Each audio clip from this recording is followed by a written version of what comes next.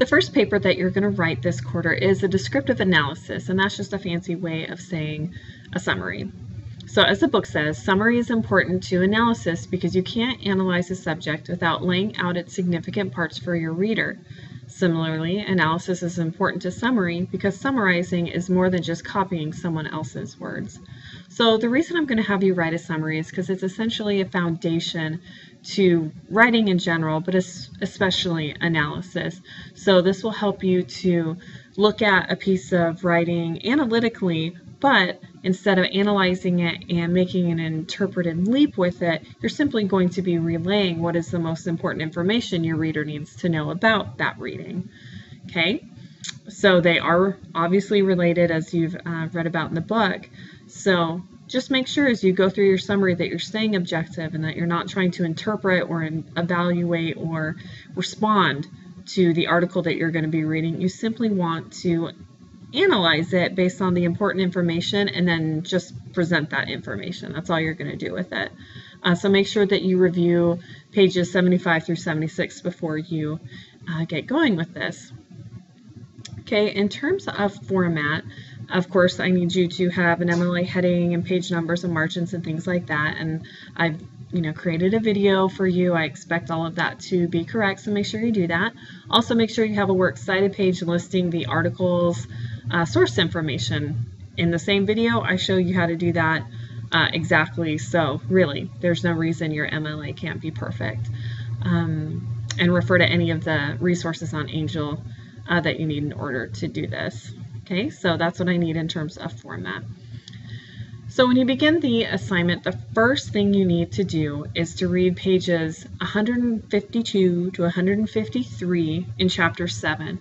This Chapter 7 focuses on making certain aspects of your writing more analytical. So I just need you to read the section on summary. We haven't gotten to Chapter 7 yet, and I know that we'll get to it later. But for right now, you need to read how to make your summary more analytical. Okay, so make sure you read that before you start reading the article and writing. Okay, make sure you read page 152 to 153. Okay, after you have done that, read September 11th, A National Tragedy by James Peck, which is in the back of the book on page 734. Then, once you have read that, write a 2-page summary of that article. Make sure you introduce the author and the article and the main points. You still need a thesis statement to control your paper. And then as you go through the body, you develop the main points about that the article is about, and then conclude it, again, in the kind of the broad spectrum. So your introduction and your conclusion are going to be pretty broad, looking at the article as a whole. And then your body paragraphs are going to get a little more specific as to what the article is talking about. Okay, so you're going to go from broad to specific, back to broad in your conclusion. And then also, I've got a response sheet at the end. We'll look at it more in detail here. So this response sheet will help you understand what it is I'm looking for as well. Okay, so that's the assignment. You're writing a 2-page summary on this article after you've read this little section of the book. It's important for you to know for this assignment who your audience is. Well, it's important for every essay, but especially for this one. You need to understand that it's not me, so don't refer to this assignment. Don't just say, this article is about this. Your reader's not going to know what that is because they don't know the article. You need to give the title, you need to give the author, and you need to give the general gist of what that article is about before you get into more detail about it. Okay, so make sure you're not writing to me. Do not refer to the assignment in any way. Stay objective and just summarize the article. Also, you need to write this as if somebody were to come up to you and say, what is this article about? And then you would, summarize it for them.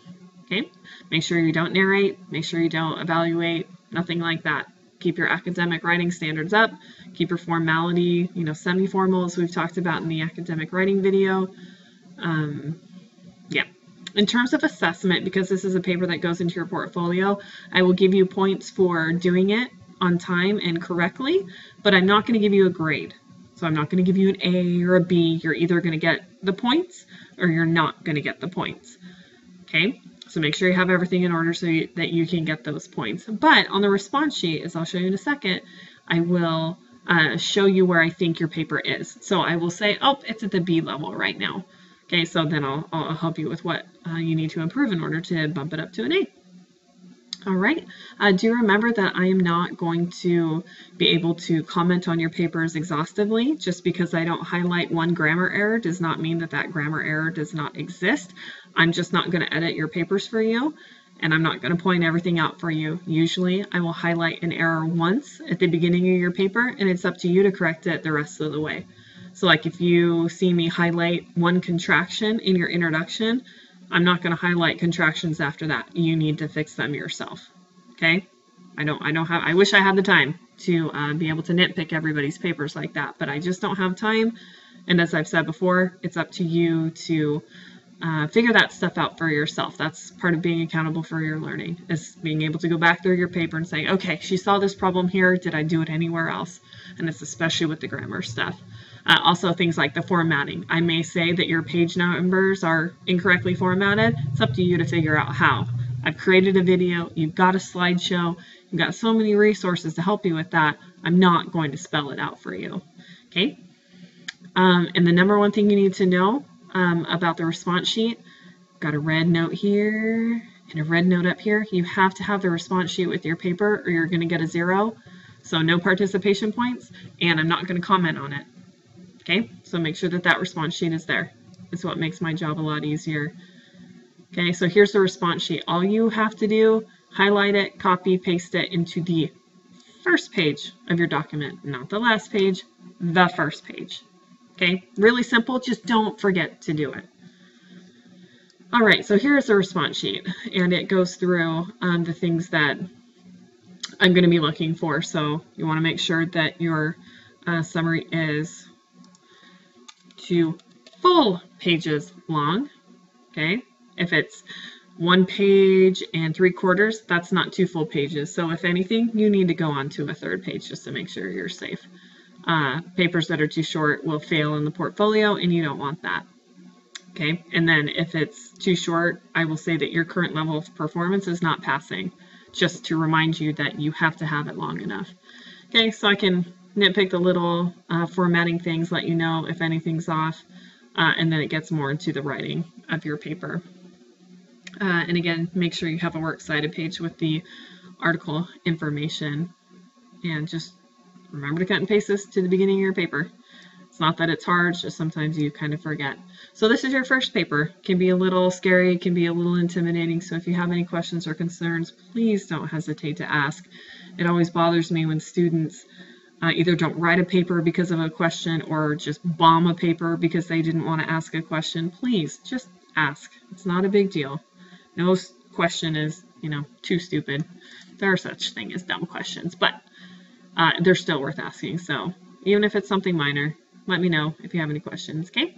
And good luck!